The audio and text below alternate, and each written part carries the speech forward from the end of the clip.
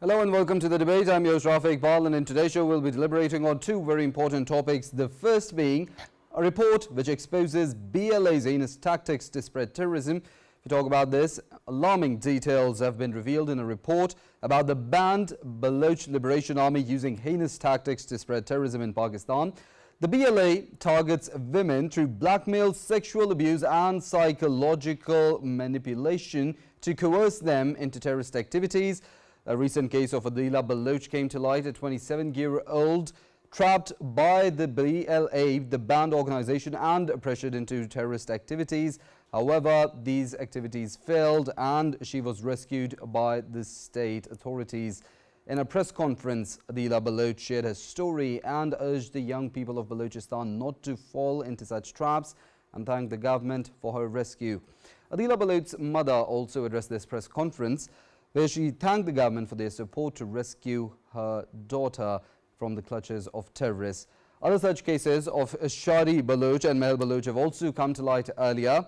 Najibullah, a former member of the BLA who has surrendered to the law of the land, has also addressed this press conference, and he exposed the nefarious designs and the tactics the BLA uses to exploit the youth of Balochistan and to carry out terrorist activities in the country. In the second segment, we'll be deliberating on the future of dialogue between the government and the PTI as the government's efforts are underway to ensure political stability in the country. These talks are being held under the auspices of the Speaker of National Assembly, Sardar Sadiq, who summoned the fourth session of the talks between the government and the opposition. Prime Minister's advisor on political affairs, Rana Sonaullah, reaffirmed the government's resolve to support dialogue to resolve all political issues.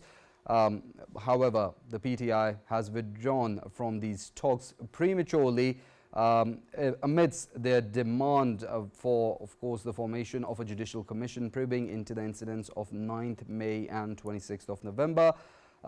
There were statements also from other PMLN leaders like Irfan Siddiqui, which also encouraged talks and asked the PTI to take this process forward and condemn them from withdrawing from this dialogue process. We're deliberating on these both topics in detail. With regards to that, in the studios we've been joined by geopolitical analyst Raja Faisal, and on Skype we have been joined by Brigadier retired Waqar Khan, who's a defence analyst. I'd like to thank you both, gentlemen, for your time and being part of the conversation.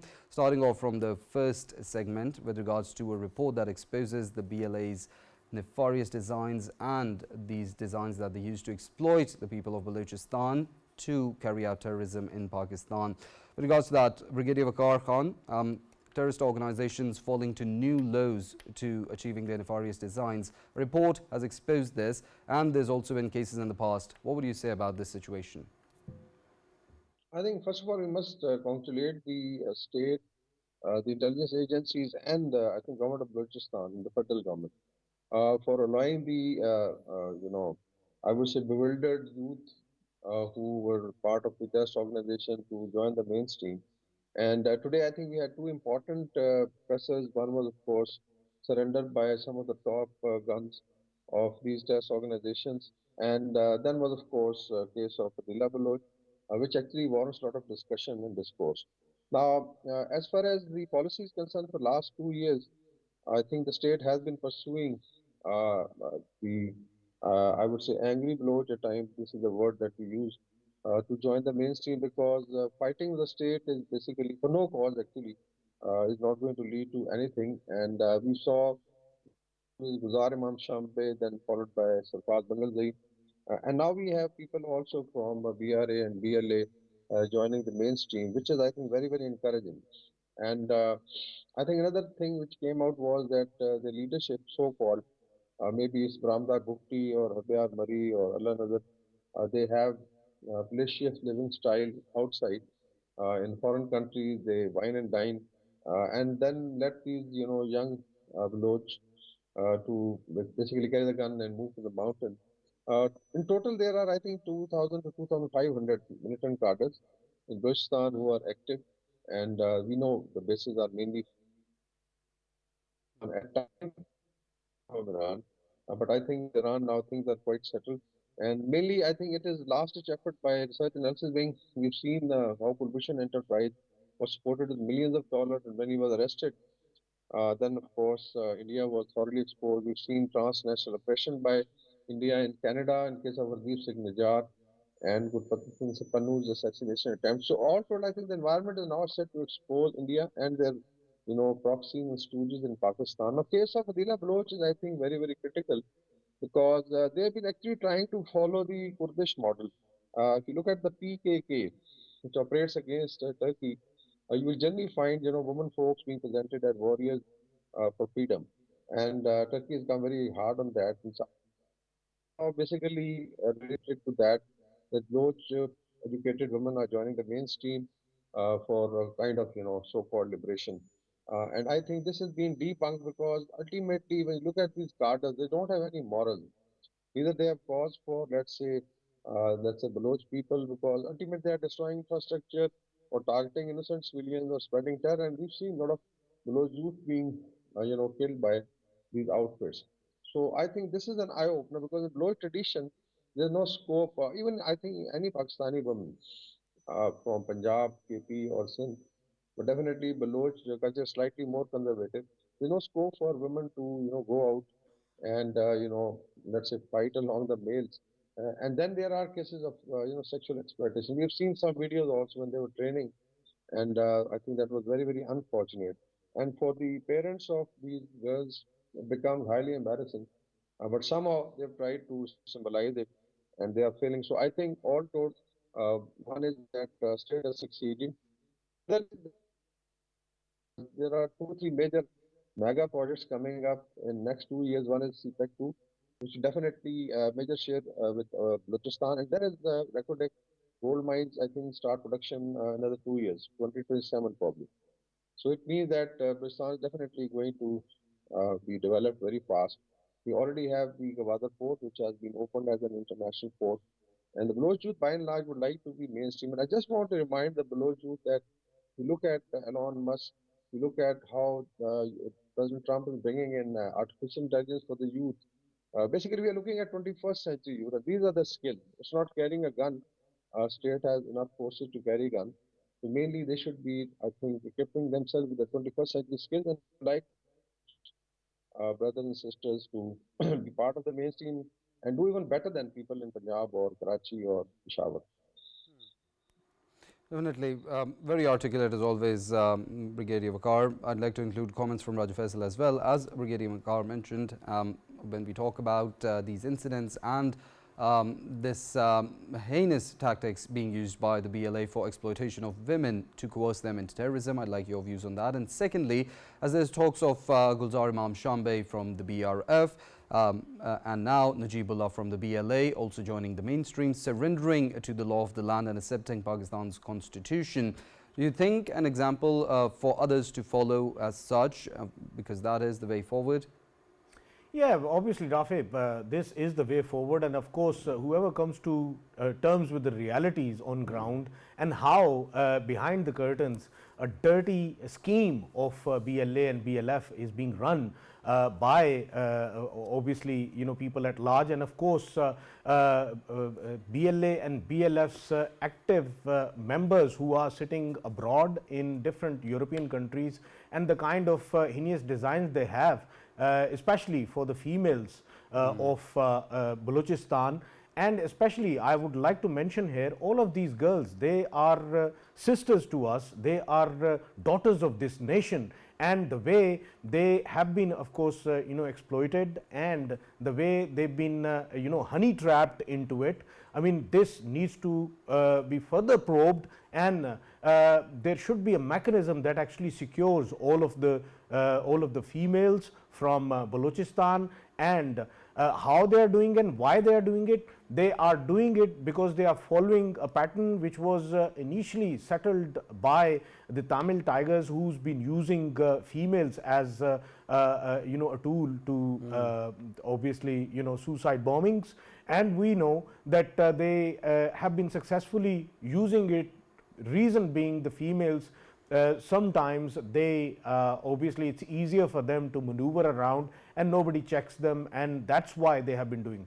In this case, BLA and BLF's designs, if we further probe into it, Rafae, the design and the sort of modus operandi which is being followed by these two nefarious organizations, what they are doing is on the social mediums and on the internet, of course, any daughter from Balochistan that is enlightened enough and is educated, they actually grab her attention and they obviously mark them down that this is what she's doing, and that is what her actual social media account is.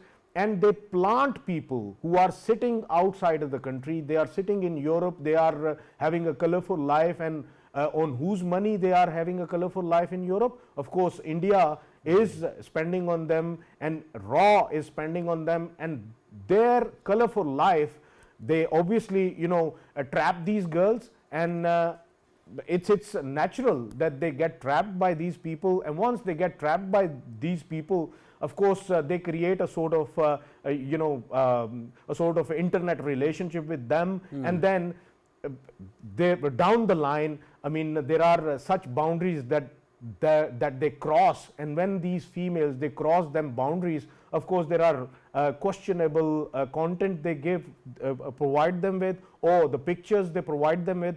When they have them pictures, them videos with them, then suddenly somebody would come and knock at their doors, or somebody would personally meet on ground in Pakistan, in Balochistan, and they will tell them that these are the things we have against you, and if you don't come with us, of course we are going to, of course, spread it everywhere, and once they are spread, of course you won't be spared by your own family.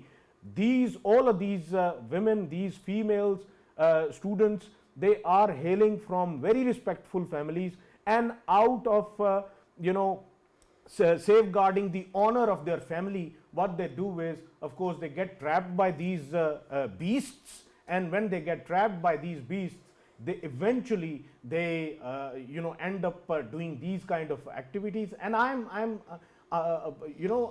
so hopeful that in coming future, more and more people would be getting exposed from the BLA and BLF, and more of the people would be coming in front of us, coming on the media and shouting out loud, like we have this incident of Adila Baloch. Of course, they have come forward. There will be many more who need to come forward with these kind of realities. And I'm also glad that Wilson Center, they have highlighted it, because we shouldn't be forgetting that BLA and BLF, they are declared as terrorist organizations throughout the world. And how it is possible that all of these countries, the Western countries, they still allow people who are associated with these organizations, they are still living in them countries, and by utilizing the internet, by utilizing the technology on ground, they are of course recruiting people, especially these females, through illicit means, through illegal means, and eventually what they do is they force them into it. They force them, reason being to safeguard their own family's honor. These girls, they end up doing all of these things, and by that kind of force, I mean, they are doing it. I think Pakistan as a state, it has been playing its role, but it is in a larger spectrum. Western countries, wherever these beasts are based, they need to have a check on them as well, because they are the ones who are utilizing these means to recruit all of these females. And once that is settled, of course, we know that there will be more people who would be coming against BLA, BLF, and their nefarious designs. Definitely. Brigadier Waqar, like your views with regards to earlier comments. We know there's incidents in the past, such as that of Kulbhushan Yadav, who was arrested and trying to carry out his nefarious designs as well. We know India has been, and Pakistan has been constantly saying this, that India is involved in cross-border terrorist activities, extrajudicial killings, extraterritorial killings, and now in the recent past we've seen Canada and the US also calling out India for its in Canada for its transnational aggression and in the US for its attempt to carry out transnational aggression. Do you think it is high time that the world community needs to probe into India's actions, as Pakistan has been calling out all these terrorist organizations being facilitated by the Indian agencies? I think this is the right time because we look at case of Kulbhushan Yadav, who was serving naval officer working for Research Analysis Wing, and he was caught red-handed. And I don't think so. India has finally, sent any, let's say, causes to defend him because ultimately they knew that it's a lost cause. So a proven case, they took it to the ICJ, and they lost the case there also. One was definitely, but I think Pakistan's voice was not heard by international community so profoundly at that time because the Indian, let's say, transnational pressure was not hitting across the Atlantic or into Europe. And now I think this has come in the open, whether it was Canada in case of assassination of Hardeep Singh Nijar. And now we have announcement by Gurpatman Singh Pannu that on 26th, I think, January, which is India's Republic Day, they're going to launch another campaign for the Khalistan referendum. There's a lot of pressure within US. Latest is that they're going to charge the research and wing officers involved and their operators. There's also a case of Avtar Singh Khanta in UK, which was, I think, dumped by Rishi Sunak because he was the prime minister. But now I think that has also come up. So all told, there's an international environment to expose India. The other, I think, important thing to note is that India is now quite frustrated with so-called neighborhood first policy because in the SAARC region, nobody is happy with it. If you look at the Indian media, is now crying horse, especially on Pakistan-Bangladesh growing military relationship, political relationship, diplomatic and economic relationship, and inshallah it's going to improve further. So this was one area India was completely, satisfied. They thought this was their area of influence. And even I think we had visit by Sri Lankan, let's say, leadership to China recently, and there's a lot of hue and cry. So there's a kind of insecurity. So probably that is the last ditch effort to Afghanistan. The Indian proxies are now trying to destabilize Pakistan's western border. They are going to, I think, fail miserably, especially after the Baluch youth understand that this is a lost cause as far as terrorism is concerned, and they can always have their rights uh, by fighting politically and also, getting educated, developing skills, and becoming part of the mainstream. Inshallah, we will achieve. So I think this, especially involvement of women folk into terrorist activities has a raw stem because they feel that this is a last-ditch effort, whether it is TTP or BLA. These are their, I think, lost horses, which are going to be defeated very soon. So there's a kind of, I think, frustration. India's neighborhood is unhappy, and I think Dover should actually resign. What happened to him in Bangladesh because they thought Bangladesh was one of the territories of Indian Union. And now we have, Pakistan Army and delegations from Bangladesh coming here, staying here for almost 6 days. So a lot is happening in the region, which I think is making India frustrated. So all told, a very good environment at the regional level because now we're getting a lot of support from the region also. You have seen discussion on social media, especially even we have interviewed some of the Bengali activists. They are very, very vocal about Pakistan-Bangladesh relationship, a strategic partnership, because they also feel that in case tomorrow there is a threat, it's only Pakistan which can, basically relieve the pressure from Bangladesh if India tries to take a military action. We have Sri Lanka, which is aligned with, I think, by and large, the smaller countries, Nepal. Even Bhutan is trying to play an independent role now, solving its problem with China. And Maldives, India out, let's say, campaign was run. So all told, India is now, as far as their intelligence network is concerned, exposed within the region and also outside. Right? Internationally, I think they are being taken to task. So I think this is especially these groups, because if you explore these people who are now joining the mains, we'll get a lot of information. Like when Gulzar Imam Shambe surrendered, the network of brass was then, I think, shattered. A lot of information came out, and these surrenders joining the mainstream are result of breakup of that network. And I'm sure, inshallah, BLA will also soon will be fragmented and defeated. And I think the Blood youth would love to join the mainstream Pakistani politics and development and move ahead with 21st century skills. And I think that should be Pakistan's overall target. The only thing is media should highlight because in case of stories coming from Pakistan, by and large, it's only some of the breaking news. We should be talking of the development. We should be engaging the youth, bring them on the media, listen to their stories. What are their challenges, and how can they become part of the mainstream? Definitely, we'll come towards that as well. But before that, I'd like to include Raja Faisal's comments. When we talk about India, Raja Faisal, here at PTV World and in the show as well, we've highlighted how they're causing instability not only in Pakistan, but they're a security threat to the region at large, considering all the development projects that are going on in the region, all the efforts that are being put in for regional connectivity, and of course to establish a trade corridor that benefits not just Pakistan and China, but the Central Asian states as well, and goes even far off as to Russia. When we talk about this and these consequences that this security threat is going to have, do you think we have regional mechanisms like the RATS with regards to the SCO, but do you think regional stakeholders should, of course, take cognizance of who the spoiler of peace is in the region and the spoiler of progress subsequently? Yeah, obviously, India has played a negative role throughout its history in the region. And of course, if we look at the current circumstances in which India is trying to portray itself as a policeman in the region, and why? Because it is posing as a sort of front line towards China, against China, on the behest of the Western countries, and we shouldn't be forgetting that is why they have been getting supported by the Western countries in terms of Rafae, in terms of their naval capacity to be enhanced, and in terms of Predators. All of these Chinooks and Apaches, whatever they've been getting in this context, that everything it had to do with India portraying itself as if it is the hegemony in the region.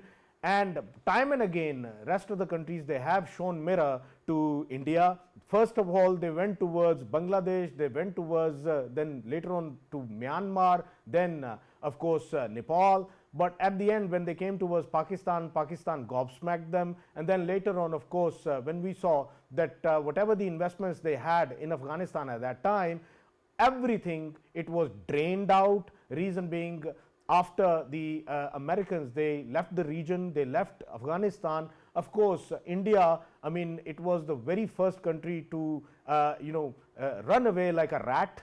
And they have been, of course, having that design that they had implemented in Afghanistan. It had everything to do with Pakistan and obviously China as well at the same time. And when we talk about CPAC, why they have been carrying out all of these terrorist activities against CPAC, especially with the help of people like Commander Kulbhushan Jadhav, who was obviously he got caught in Pakistan red-handed, and he was one of the facilitators and financiers at that time. And there will be many more, of course, who are still in Afghanistan, who are still in Tajikistan, sitting in that airfield called Farkhor. And all of these countries, I mean, Afghanistan and Tajikistan, they need to realize that this is a security hazard for themselves as well. Reason being, their relations with their neighboring countries like Pakistan, their neighboring countries like China, they can be, of course,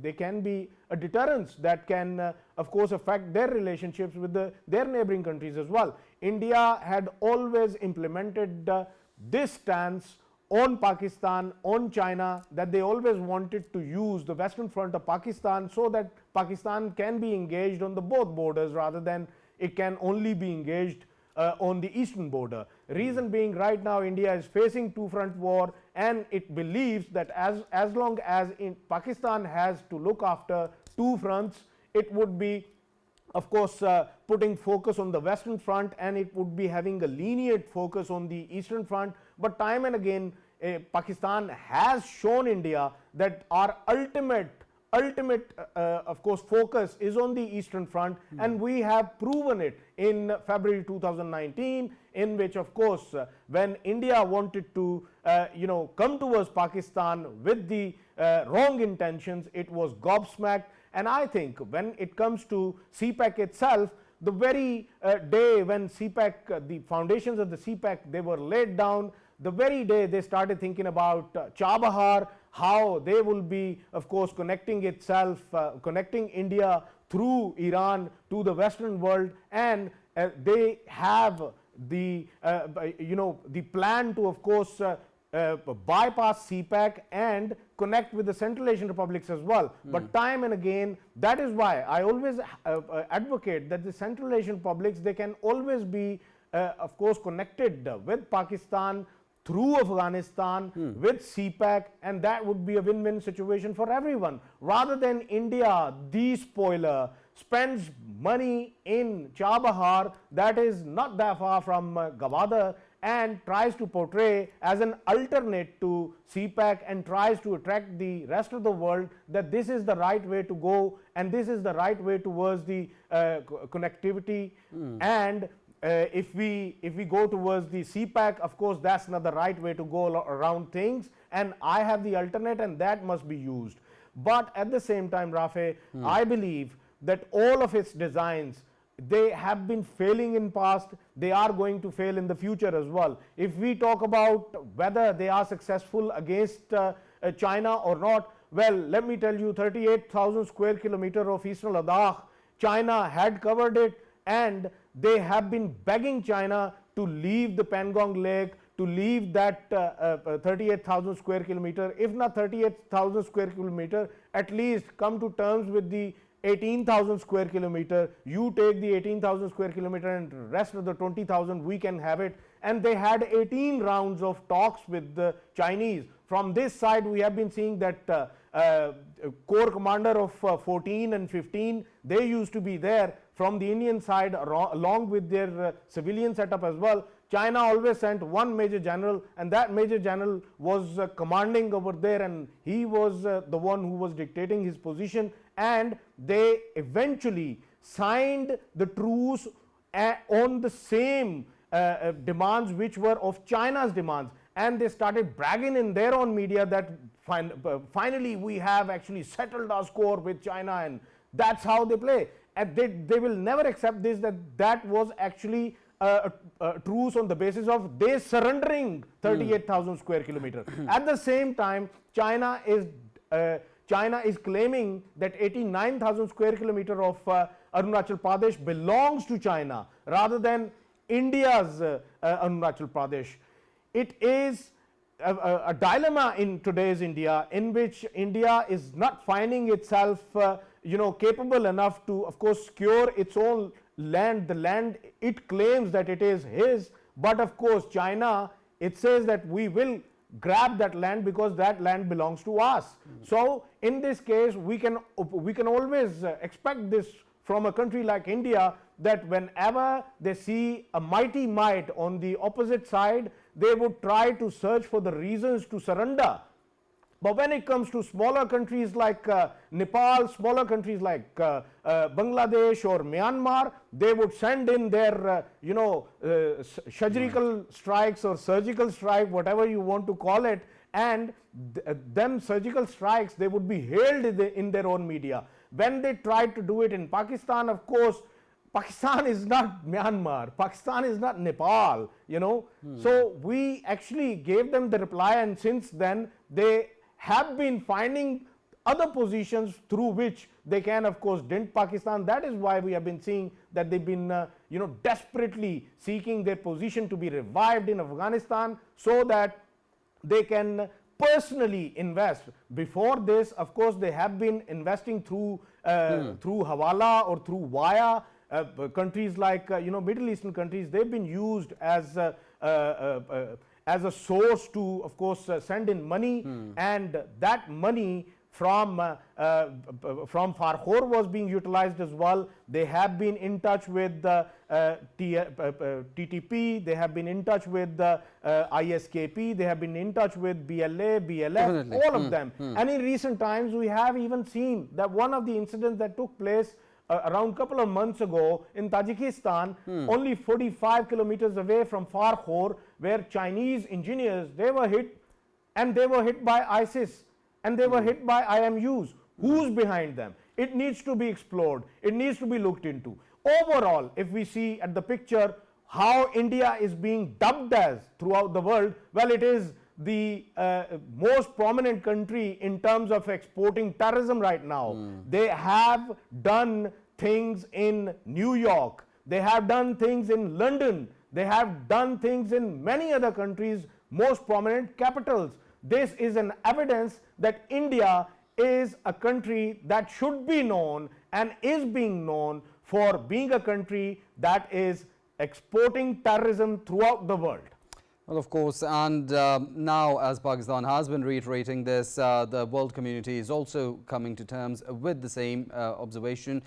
Before we conclude this topic and move on to the next, I'd like quick comments from Brigadier Waqar with regards to, as we've established in the conversation, the youth being exploited by psychological manipulation through sexual abuse and social media being used for these purposes by these banned organizations. So your very quick remarks as to, of course, we talk about the measures that the state institutions have been taking, but do you think an awareness campaign with regards to this misuse of social media and this exploitation by these banned organizations needs to be highlighted to the youth of Balochistan and all over the country, even further on a mass level? I think it should be because if you look at the social media, especially the TikTok, the way BLA uses it, I don't know. We should be able to control it. And then is also there's BLA has a political or a social front, which is basically a BYC led by Marang Langu. Actually, I don't know why every time they use the word Baloch because by and large you are called by your caste. But here now it's become a fashion that you add the word Baloch, basically to actually communicate some narrative. And this should also be checked because by and large they sympathize with BLA. And we have a lot of friends in Rajasthan who are pro Pakistan and patriotic. They've been exposing them.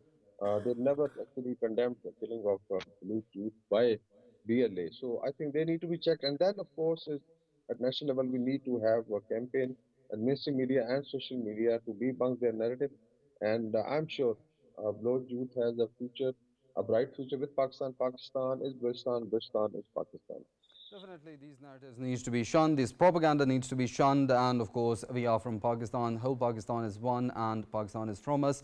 That's what every Pakistani needs to realize and think about. Moving on to the second topic with regards to the political situation in the country, a dialogue that was underway between the government and the PTI. Of course, we know PTI laid a demand of a judicial commission probing into the incidents of 9th of May and 26th of November, and the PTI had prematurely withdrawn from the negotiations, these talks, as they had provided the government with 7 days, but they did not show up to the fourth session of talks as was held under the auspices of Speaker National Assembly Sardar Sadiq. This move was condemned by many from the PMLN. Brigadier Waqar, this move by the PTI, of course, we know they've resorted to marching on the federal capital. They've resorted to protest their street politics, but it has not yielded any fruit for them. The cases that have been going on, they've been further sentenced. The founder has been found guilty in the £190 million case. There was a demand presented for the appointment of a judicial commission, but the party itself did withdraw from the talks itself. What way do you think is going to be for the party going forward and for the political parties of the country? Because so many challenges are being resolved at the moment. Economic revitalization is underway. Security situation is being controlled, but political instability, it remains. I think PTI has a dilemma now because divided now into five major groups. I think we discussed it earlier also. One, of course, is the founder who is in Radiala jail and he's facing legal proceedings and he's been, I think, convicted because of corruption. In case he feels that he has right for appeal, he can go for that. But so far, I think he has to prove it in the court. Then is a group of ladies, his wife and his sister. So there's another power center and I would say there's a struggle within that. Then there is also a senior element within party, especially the old guard, who by and large are browbeaten and exploited and even abused by people sitting outside. And that's, I think, the most important component that PTI should actually disown. The fourth is the lawyers group, we parachuted into the party because Imran Khan knew that he's going to face force. So these lawyers are providing services, and there are now reports that millions and millions of rupees have been spent through either party fund or maybe KP government fund. It needs an audit. And then fifth group, I think the most important group And I would say the most venomous and poisonous group is sitting outside the Gibran Lias network, and few, I would say, YouTubers who actually make millions of rupees every month, or a couple of, I think, thousands of dollars. Because in any case, if you start abusing the state, definitely you get some following from Bengaluru or Mumbai or Delhi, and maybe some visitors. So these 4 or 5 jokers sitting in North America and Europe, who think basically sun shines from their heads, which is not the case. So all told, I think this is a huge dilemma for party, and that's why when it comes to decision making, there's a lot of confusion that whether the how the strategy should be, let's say, work, what trajectory the party needs to follow. I have a simple, I think, request to the party, especially the senior level. Why don't they disown this PTI official, network which operates from, and everybody's acknowledged that this network is not in control of the party. But I think this is the height of hypocrisy as far as they keep on abusing Pakistani state, Pakistani leadership, and they try to create a wedge between the military and the people of Pakistan. I think from in the hearts of their hearts, they're very happy. So I think the hypocrisy needs to be put aside because these are the ones I think who are actually putting fuel on fire. And since they are sitting in North America or let's say some of the European countries, uh, so they definitely feel that they are probably safe and they can do it. So I think one is that they should shut this tentacle, which is actually destroying the party. And even if you look at the following in social media, they should to have a lot of following, of course, a lot of funding coming from Goldsmith. You can create millions of bots. But now Pakistani people are fed up with that. So I'm sure party should think over it. That in case they want to talk, they should have a clear agenda. And this has happened to many parties. Leadership was imprisoned or jailed, and then they fought it politically. So I'm sure if the senior leadership can think about it and don't get divided into these 5 groups, party can move at. Otherwise, I feel that party will suffer a lot of loss. They are going to maybe it finally end up this party being actually broken into a number of pieces, which will not be good for the party. Of course, I'd like to repeat what you said in the earlier segment. We are from Pakistan and Pakistan is from us. Raja Faisal, how do you see the political environment in the country shaping up in the days to come? Well, obviously, Rafae, if we talk about PTI as a political party, of course, it is a scattered party right now, and the only person who has, who can ever be in control, in total control, that man is sitting inside the jail. And if we, talk about the negotiations or talks on the table, which we were expecting that they will take place further down, you must remember that our very first day when there were news of talks, I straight away said that of course PTI is not going for any talks. They just want to test the depth of the water by dropping a couple of stones in it, and that's what they did. I mean, they at that time straight away said that we would only be available for talks in 3 phases. Number one phase was with obviously couple of demands, and the first demand was that all of the political prisoners, they should be released, and only them people, their list should be would be given by PTI itself.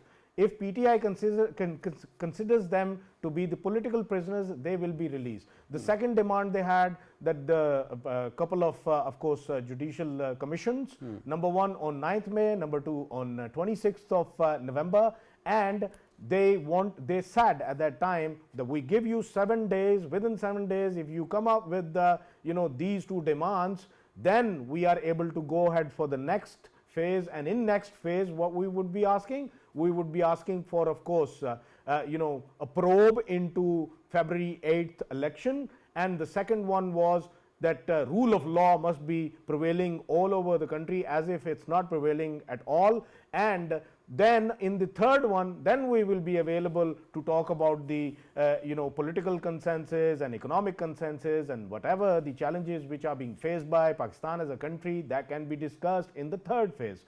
So at that time, I knew the very first demand they had, of course, it is not going to be fulfilled, because they will be giving the names of the people who were involved in 9th May or 26th of November. So if they were involved in them, then of course it is not going to be possible for the government, for the state to of course release all of them. without any charges. I mean, this is like, they just wanted to test where does the government stand, and they just wanted to engage it for the sake of it. They just wanted to show everyone that we are a political party that believes in talks. And on the what terms? Of course, everyone knows that the terms which you were proposing for the talks, they are sort of, terms that can never be fulfilled. So to me, I think from the very first day, they were not, ready for the talks. And when it comes to the current situation, I mean, I was going through today's, statements in which they have claimed that they, obviously there are no more talks, and in coming days, they would be resorting to the same stance which they had before, and that stance is that they would be protesting once more. Either they protest in their own cities, or they pile up the people and once more come towards the capital city of Pakistan, Islamabad. That would be, of course, we will be seeing it in coming days. But so far, the ultimate statement from PTI as a political party is that they are not going to talk to anyone, and they are just relying upon protest as a tool of political scoring and political mileage, whichever they want to gain. And to me, I think Pakistan at this juncture requires all of the political parties, be it the treasury benches or the opposition benches, to sit down together, figure out a way forward, because at the time when world is seeking investments, even a country like America is seeking investments, we have seen that they are going for like $500 billion of investment. And Saudi Arabia, when offers $500 billion of investments, Trump says no, make it double, make it 1 trillion. And countries are seeking investments. Countries are seeking a discourse in which they want to purify and fix their economy for the coming days and years. But here we are standing at a juncture where we are still fighting each other on the political issues, on the minimal issues, and we are not fixing our economy. I think Pakistan direly needs political discourse, political talks, and all of the political parties, be it PTI, be it PMLN, People's Party, all of them, they should come together, figure out the way forward, rather than expecting some other country to be coming and safeguarding a political party or the other political party. Definitely. I mean, they are not going to do that. They have a stance, and their stance is their own centric. They want to fix their own economy. They are not looking at any other country. They are just looking at their country. It's time that we should be looking at our country rather than looking at other countries to be involving themselves in ours, in our problems. Definitely, point very well made. We hope saner voices prevail within the party, and of course there's discipline brought to the party, because that will be the way forward, and of course the party will start the discipline required to be a political party. And as Raja Faisal mentioned, the Charter of Democracy, that is the way forward.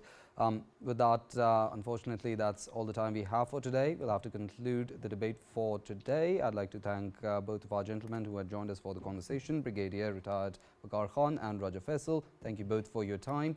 With that, we wrap up the debate. See you same time on Monday. Till then, take care.